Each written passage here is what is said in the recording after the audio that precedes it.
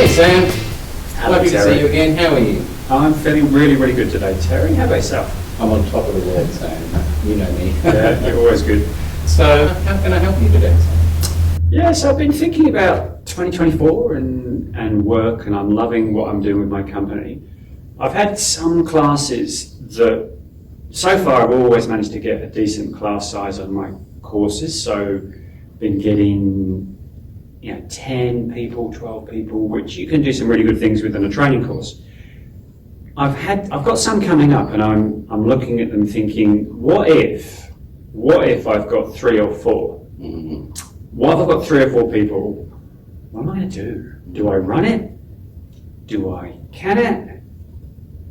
And if I run it, is it going to be any good?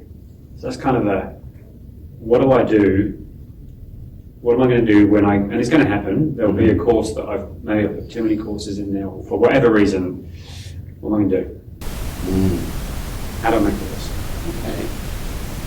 So I sense there's a couple of things in there that we might unpack. Before we jump right in though, just a little reminder, every single thing we say today is completely confidential. Okay. Every single word, and you have my word on that, is absolutely confidential.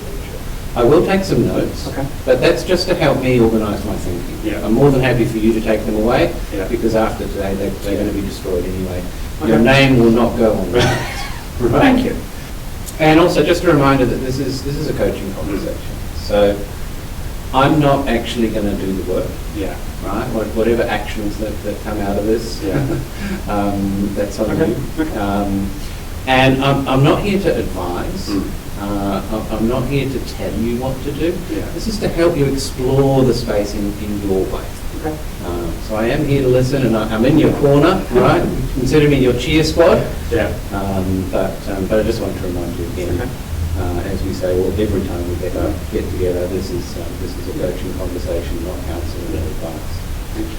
But I sense there's a couple of different elements to this idea of maybe having to run a small course. And one is kind of just sort of reading your body language, and that there's that sort of that internal, how would you feel about that? And then the other maybe is, how would the people in the course feel? Yeah. Have I heard you correctly? Yeah, I think from my perspective, I think one of the things that I think I'm very good at is if I've got a class of 8, 10 or more, my skill at facilitating and bringing those people into the conversation and channeling not just me teaching, but bringing in the collective wisdom of all of the great people, that I think is a lot of the magic of what I do. So from a SAM perspective, the fear is that if I've only got 3 people, then part of the magic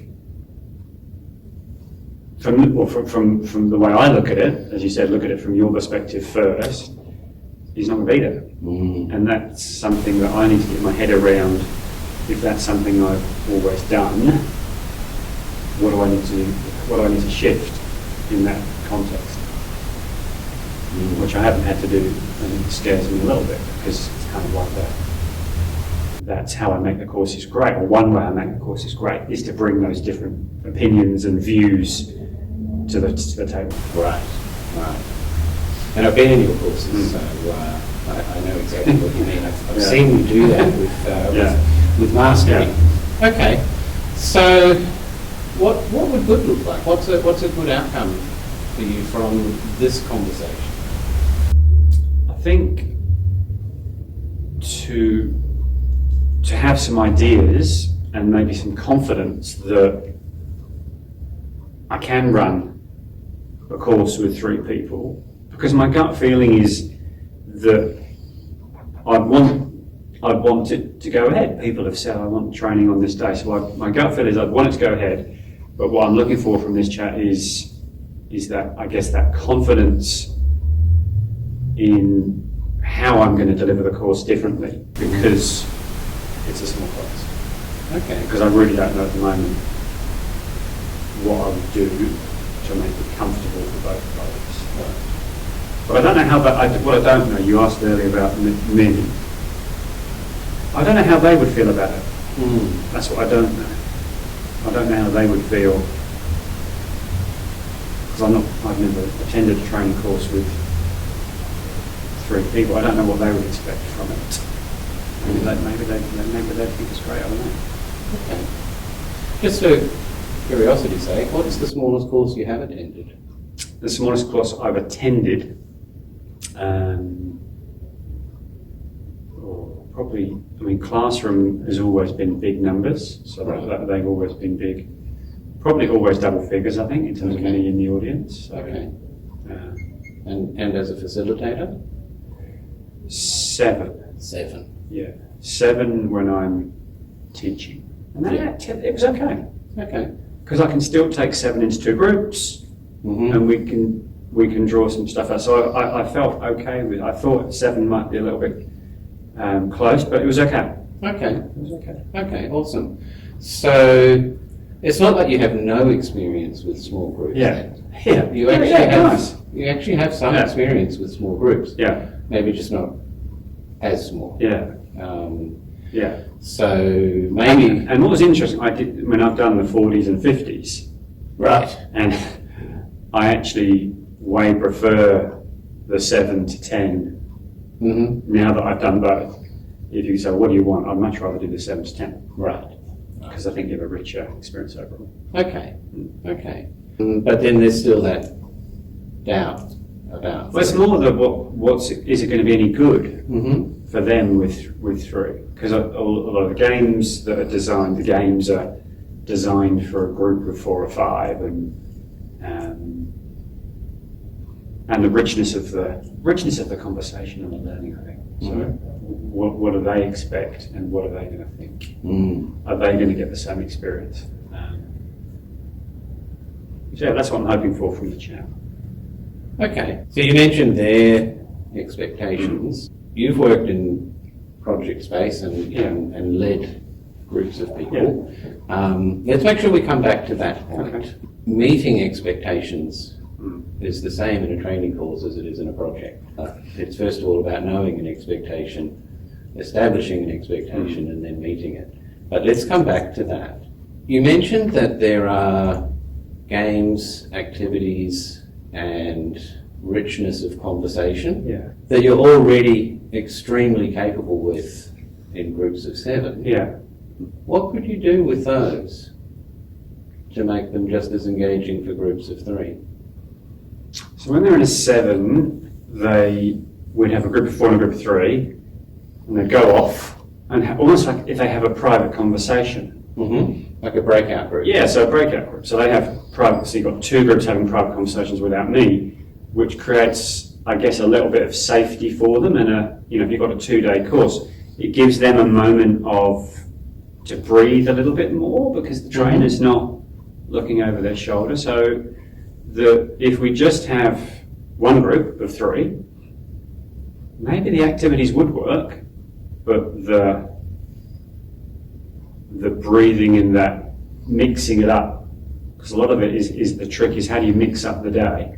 So you've got a big group discussion, then you've got a breakout group with your small group, then you've got a big group. So we lose the ability to give that variety of movement, if you like, in terms of how the day goes.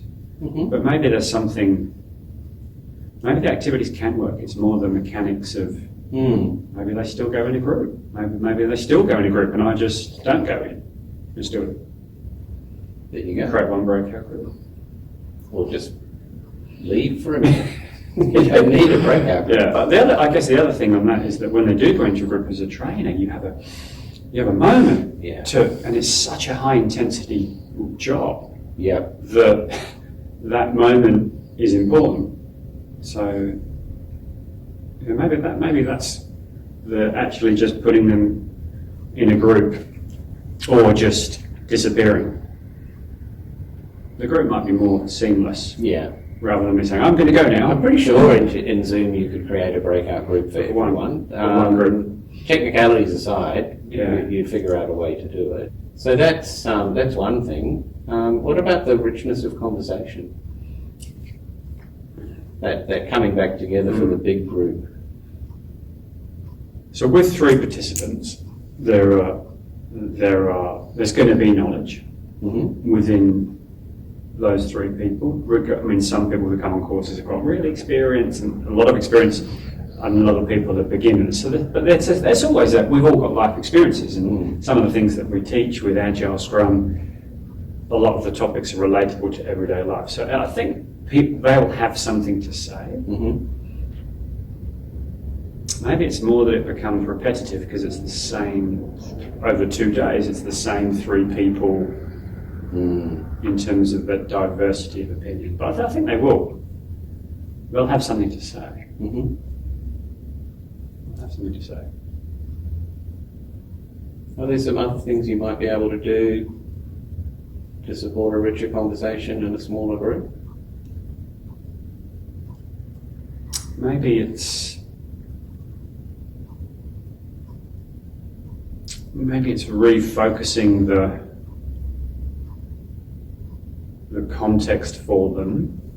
So I may have to, for different parts of the course, try and maybe get them to think of, let's say you've got some people who are not that experienced, get them to put themselves in the shoes of somebody else almost, so kind of getting them to look at the context differently, so they might then trigger, almost getting them to trigger different lines of thought. And maybe some of the activities would need to be redesigned, or I might need to do them differently. So it could be a case of going through the course and saying, okay, let's look at this, and for me to go through it and almost create myself a run sheet of different ways to get that conversation. So that could be some sort of run sheet, not a complete redesign, but a retweak of the design, and then consciously approach each segment, knowing different ways I would use to draw out knowledge. Just having pre-thought how you'd approach it and prepared yourself. Rather than me just using what I would normally do, was kind of go with the mechanics that have worked before. Normally when it comes to an activity, okay, we'll replay the mechanics. And I don't write a lot of it down, a lot of it's just natural within me, but actually by writing it down that might be good. And what about their thoughts then? Just returning to that point of expectations. We've got a couple of things that you might do differently. What could you do to help them establish a meaningful expectation that you can then deliver on? What could you do? They'll be coming in, most people who come into my courses have been recommended or have been on one before. So the normal vibe and mindset they're coming in with is a really positive one, that it's going to be great.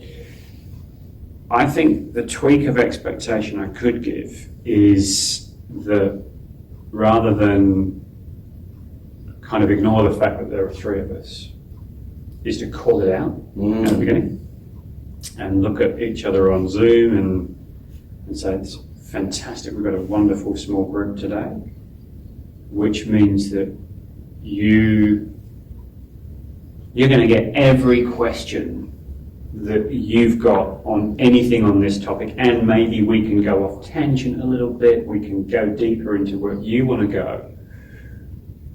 In other words, making it feel personalised for those three people, and not quite to the extent of a personal coaching, but it could get to that. You know, if they've got real business problems linked to the topic of the course, could actually end up making it really impactful. Could be better. Right. Maybe not, but it'd be different though. Yeah. But I think I'm just going to write it down because I like that. So really, that kind of opening, that it's going to be more personal. You can ask. You've got less perspectives, but deeper connections to the perspectives that you do have. The tangents, as long as they're useful and Sure. related. Of course, but that's the same in a group or a large group. Yeah. But you're going to have to call them back to the centre less often. Yeah. I'm wondering if it will go quicker. Like often when you've got a bigger group and you've got to debrief across lots of different, let's say you've got 3 breakout groups, when you come back, there's more discussion and debriefs. Yeah. Because there's only one, potentially you're then going to have more time for the little side conversations, because often it's a bit tight, and often we're having to bring those conversations to a close too quickly. So that could be interesting. We've got a few things you could try. You've mentioned to provide the safety in the breakouts by still actually having breakouts. You've also mentioned that you could refocus the conversation, getting them to put themselves in the shoes of others. So if they're very experienced, maybe they're less experienced, or vice versa. Yeah. And also going through the material before the course to just think of a potential run sheet as to how you would run it if you had to deliver it with a small group.